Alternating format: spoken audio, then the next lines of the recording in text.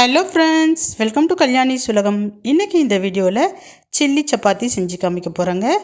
இந்த சப்பாத்திக்கு எந்த விதமான சைட் டிஷ்ஷுமே தேவைப்படாது, அப்படியே சாப்பிடலாம். ரொம்ப டேஸ்ட்டாக இருக்கும். இதை மார்னிங் பிரேக்ஃபாஸ்ட்டுக்கும் கொடுக்கலாம், அதே மாதிரி நைட் டின்னராகவும் எடுத்துக்கலாம். குழந்தைங்க ரொம்ப விருப்பமாக சாப்பிடுவாங்கங்க. வாங்க செய்யலாம். செய்கிறதுக்கு முன்னாடி நம்ம சேனலை இன்னும் சப்ஸ்கிரைப் பண்ணலைன்னா சப்ஸ்கிரைப் பண்ணிக்கோங்க. மறக்காமல் பெல் பட்டனை ப்ரெஸ் பண்ணி அதில் ஆல் ஆப்ஷனை கிளிக் பண்ணிக்கோங்க. இப்போ வாங்க செய்யலாம். ஆஸ் யூஷுவல் நம்ம எப்படி சப்பாத்திக்கு மாவு பிசைவோமோ அதே மாதிரி மாவு பிசைஞ்சிக்கலாம். ஒரு 10 நிமிஷம் ஊற விட்டுடலாம் மாவை. இப்போ சின்ன சின்ன பால்ஸாக ரவுண்ட் பண்ணிக்கலாம். ரவுண்ட் பண்ணதை நல்லா தேய்ச்சி எடுத்துக்கலாங்க. சப்பாத்தியாக தேய்ச்சி எடுத்துகிட்டு நம்ம ஆஸ் யூஷுவல் நம்ம தோசைக்கல்லில் போட்டு சப்பாத்தியை நல்லா சுட்டு எடுத்துக்கலாம். இப்போ நான் செஞ்சு காமிக்க போகிறது ஒரு 4 சப்பாத்தி எடுத்து தாங்க இந்த சில்லி சப்பாத்தி செஞ்சு காமிக்க போகிறேன். அதுக்கு தேவையான பொருட்கள் 4 வெங்காயம், 3 தக்காளி, 4 முட்டை. மற்ற பொருட்கள்லாம் என்னென்ன சேர்க்குறேன் அப்படிங்கிறத செய்கிறப்ப பார்த்துக்குங்க. இப்போ நான் சப்பாத்தி திரட்டிட்டேன், தோசைக்கல்லில் போட்டு எடுத்துக்கிறேன். இப்போ சப்பாத்தி சுடுறப்போ கொஞ்சம் எண்ணெய் கம்மியாக விட்டுக்குங்க. ஏன்னா நம்ம வெங்காயம் தக்காளி வதக்கிறப்ப நம்ம நிறைய எண்ணெய் சேர்க்க வேண்டியதாக ஆகும். அதனால் சப்பாத்தியில் நீங்கள் முடிஞ்ச அளவுக்கு எண்ணெயை கம்மி பண்ணிக்கிங்க, இல்லைன்னா ரொம்ப திகட்டுற மாதிரி இருக்கும். இப்போ நான் சப்பாத்தியெல்லாம் சுட்டு எடுத்துட்டேன். இப்போ இதை கட் பண்ணி எடுத்துக்கலாம். நீங்கள் கத்தி வச்சும் கட் பண்ணிக்கலாம், சிசர் வச்சும் கட் பண்ணிக்கலாம், அப்படி இல்லைன்னா கையிலேயே கூட கட் பண்ணிக்கிங்க. ஆனால் கட் பண்ணுற பீஸ் நல்லா மெல்லியதாக குட்டி குட்டியாக இருக்கும். நான் இப்போ வீடியோவில் காமிச்சிருக்கேன் பாருங்கள், அந்த மாதிரி இருக்கணும். இப்போ கட் பண்ணிக்கிட்டேன், அதெல்லாம் அப்படியே இருக்கட்டும். இப்போ ஸ்டவ் ஆன் பண்ணி நல்லா அகலமான பேன் வச்சுக்கிங்க. அதில் நல்லா தாராளமாக எண்ணெய் விட்டுக்குங்க. ஒரு 4 வெங்காயம், மீடியம் சைஸ் வெங்காயத்தை நல்லா பொடியாக நறுக்கிட்டு சேர்த்துக்கலாம். கொஞ்சம் எண்ணெய் அதிகமாக தாங்க தேவைப்படும்.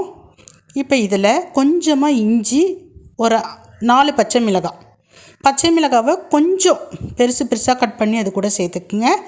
இஞ்சியும் சேர்த்தாச்சு, கருவேப்பிலையும் சேர்த்துக்குங்க. நல்லா கைப்பிடி அளவுக்கு கருவேப்பிலையை சேர்த்துக்குங்க, நல்லாயிருக்கும். இப்போ நம்ம வதக்கிக்கலாம்.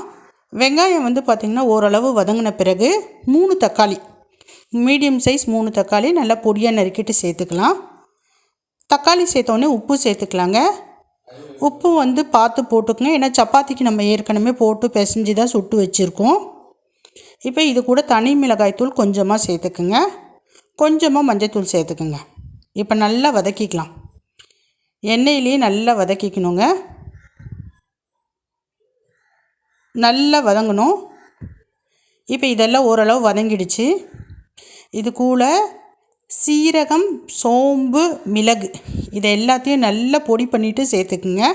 மிளகு மட்டும் கொஞ்சம் ஜாஸ்தியாக சேர்த்துக்குங்க. இப்போ எல்லாத்தையும் நல்லா மிக்ஸ் பண்ணிடலாம். கொஞ்சமாக தண்ணி எடுத்து தெளிச்சிக்கலாம். கொஞ்சமாக தண்ணி தெளிச்சுட்டு லைட்டாக எல்லாத்தையும் மிக்ஸ் பண்ணி விட்டுடலாம். தட்டு போட்டு ஒரு 5 நிமிஷம் சிம்மிலேயே வச்சிடலாங்க. ஒரு 5 நிமிஷம் தட்டு போட்டு மூடி வச்சா போதும், கரெக்டாக இருக்கும். இப்போ 5 நிமிஷம் ஆயிடுச்சு, நான் ஓப்பன் பண்ணிடுறேன். பாருங்கள், சூப்பராக வதங்கி வந்திருக்கு. எல்லாமே நல்லா எண்ணெய் பிரிஞ்சு வந்திருக்கு பாருங்கள். இப்போ இந்த ஸ்டேஜில் டொமேட்டோ சாஸ் கொஞ்சம் ஆட் பண்ணிக்கலாம், 1 ஸ்பூன் அளவுக்கு. நல்லா ஒரு 1.5 ஸ்பூன் அளவுக்கு சோயா சாஸ் ஆட் பண்ணிக்கலாம். இது ரெண்டுமே இல்லைன்னா ஸ்கிப் பண்ணிக்கலாம், ஒன்றும் பிரச்சனை கிடையாது. இது சேர்த்து செய்கிறப்ப நம்ம ஹோட்டல்லலாம் சாப்பிட்ற டேஸ்ட்டு கிடைக்கும். இப்போ நல்லா மிக்ஸ் பண்ணிடலாம். எல்லாமே நல்லா வதங்கிடுச்சு. இப்போ அதே பேன்லையே அதை நல்லா நம்ம ஓரமாக ஒதுக்கிடலாம். இப்போ 4 முட்டை எடுத்துக்கலாம், உடச்சி ஊற்றிக்கலாம். அந்த ஓடுலாம் இல்லாமல் கவனமாக உடச்சி ஊற்றிக்குங்க. உடச்சி ஊற்றிட்டு அப்படியே மிக்ஸ் பண்ணிக்கலாம்.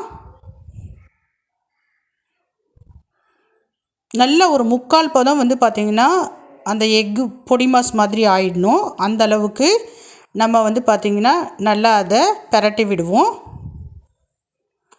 3/4 பதத்துக்கு முட்டை பொடி மாஸ் ஆன பிறகு நம்ம கட் பண்ணி வச்சுருக்கோம் இல்லைங்களா சப்பாத்தி, அந்த சப்பாத்தியை சேர்த்துக்கலாம். இப்போ சப்பாத்தியை சேர்த்தாச்சு. பாருங்கள் எவ்வளோ சூப்பராக இருக்குது.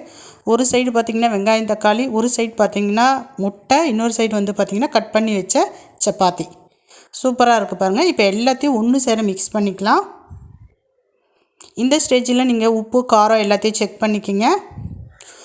ஒரு வேளை உப்பு கம்மியாக இருந்தால் உப்பு சேர்த்துக்குங்க, காரம் கம்மியாக இருந்ததுன்னா நீங்கள் பெப்பர் சேர்த்துக்குங்க. இப்போ எல்லாத்தையும் மிக்ஸ் பண்ணிக்கலாம். நல்லா மிக்ஸ் பண்ணிக்கோங்க, சிம்லேயே வச்சுக்கோங்க. இப்போ மிக்ஸ் பண்ணிவிட்டு ஒரு 2 நிமிஷம் அப்படியே லைட்டாக எல்லாம் ஒன்று சேர்கிற மாதிரி நம்ம பார்த்துக்கலாம். கடைசியாக கொத்தமல்லியை நல்லா ஒரு கைப்பிடி அளவுக்கு கொத்தமல்லியை பொடியாக நறுக்கிட்டு சேர்த்துக்குங்க.